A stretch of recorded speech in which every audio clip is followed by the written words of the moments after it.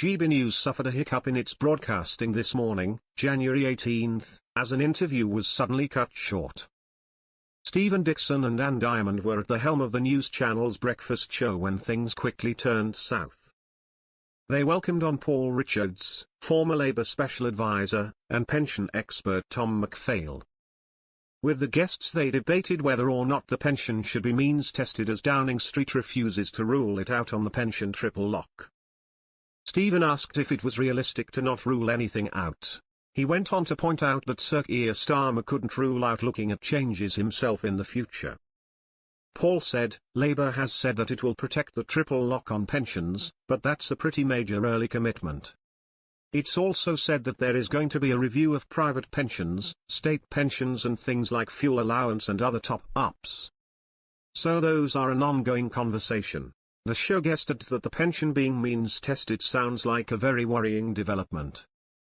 Anne asked how sustainable the government's controversial plans are. Tom replied, the only thing that's going to get us out of the situation that we're in now is economic growth.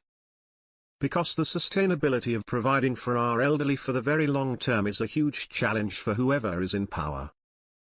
He added that no one thinks the triple lock is sustainable, continuing, what no one quite knows is how we replace it and what we move to. You always need a system that incentivizes people to make self-provision and save their own money on top of state pension. Stephen pointed out that with more than half of pensioners relying on state pension to make up 50% of their income, it means that you can't do anything now. Anne threw another question out to one of the guests, who had appeared on the show via video link, when she noticed that something was wrong.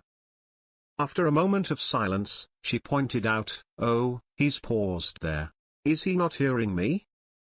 Stephen added, no, he's gone, before his co-host continued, the image has frozen. Yes. Oh dear, what a shame.